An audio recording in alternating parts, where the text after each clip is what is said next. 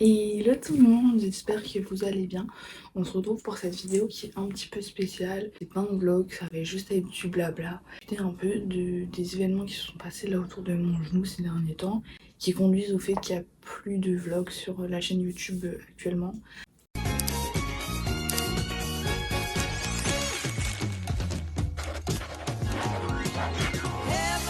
Donc pour vous remettre dans le contexte, à l'heure actuelle où je tourne, on est le lundi 9 mars. Je me suis blessée il y a 2 semaines, 23 février.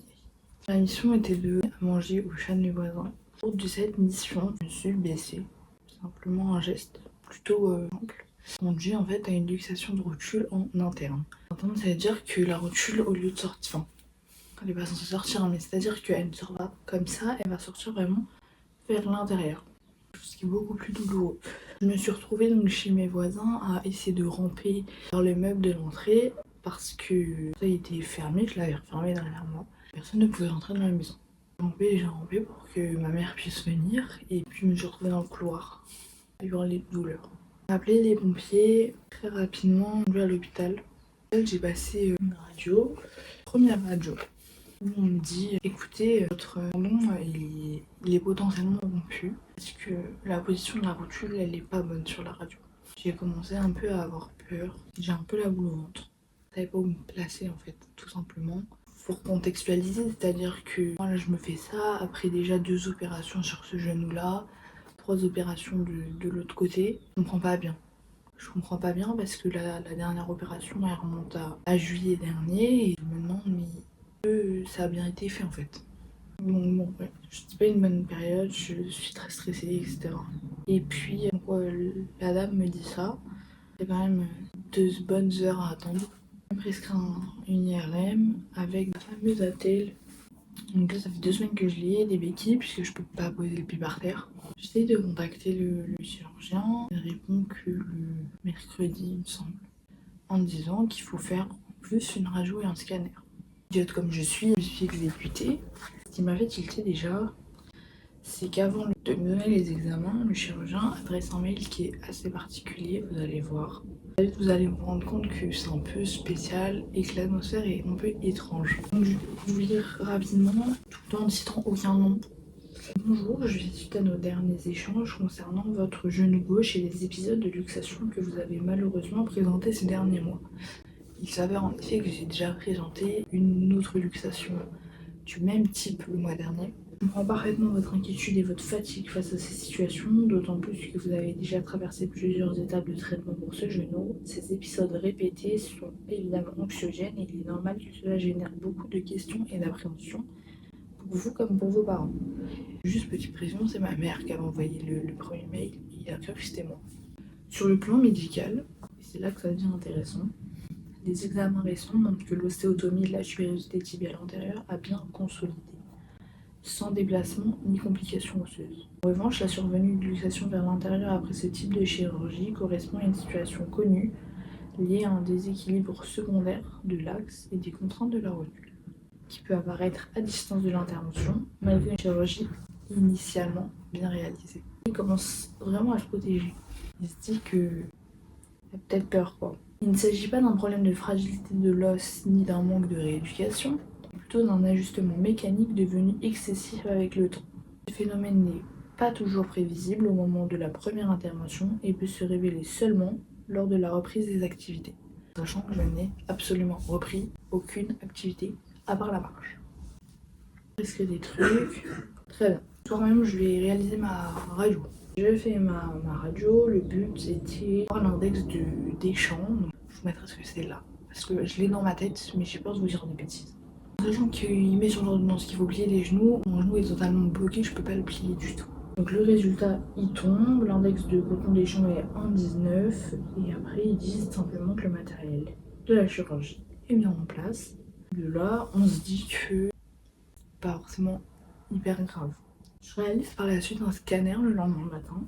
Je fais à 2 reprises différentes puisque en fait je peux pas plier du tout.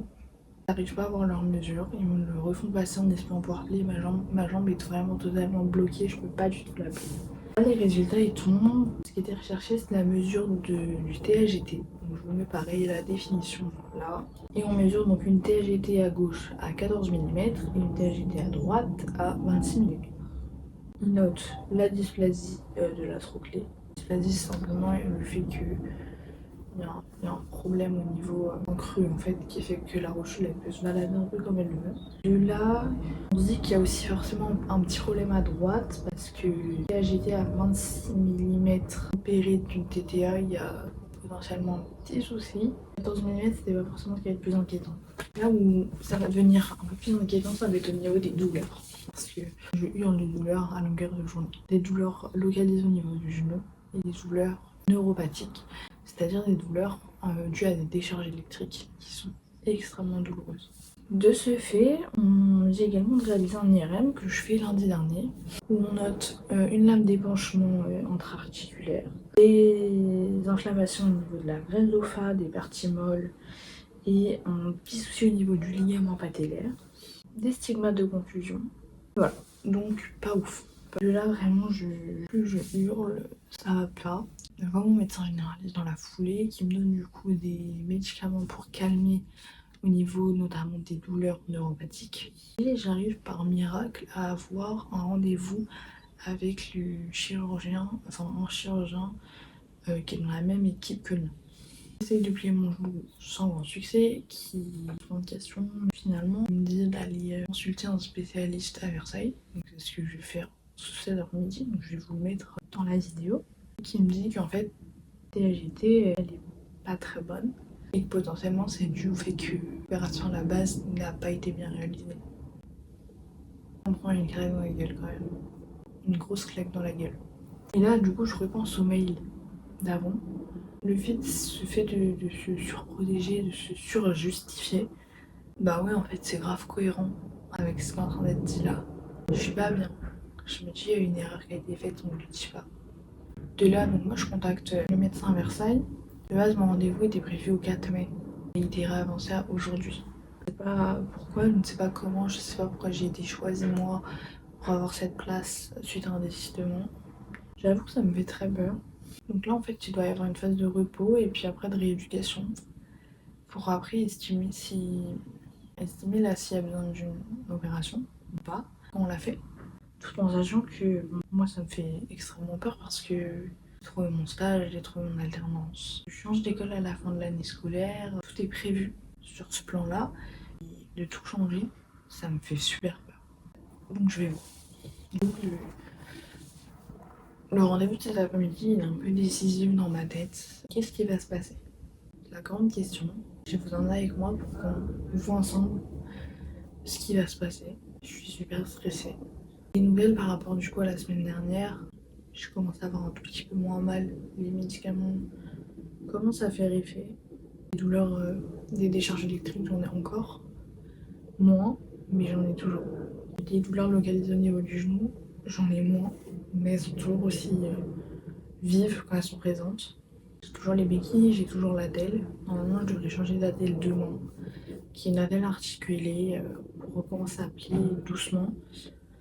Voilà pour les nouvelles, mais elles sont pas folles du tout.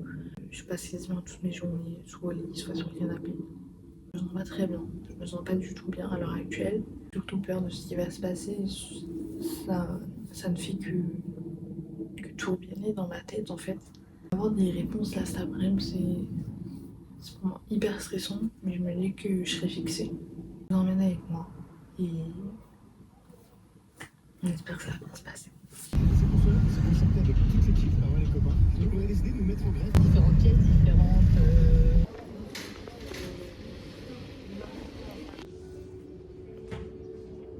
Hello tout le monde, on se retrouve quelques jours plus tard, on est samedi. Je commence à vous tourner lundi dernier. Je viens vous faire des petites nouvelles et puis un retour de chez le chirurgien. Mon spécialiste, on sait pas trop, hein. Parce qu'en gros il m'a dit que carrément l'éducation interne ça n'existait pas. Sauf que je sais exactement ce que j'ai vu, je sais ce que je vis pour la 3e fois en quelques mois. Donc en fait tu peux pas me dire que ça n'existe pas.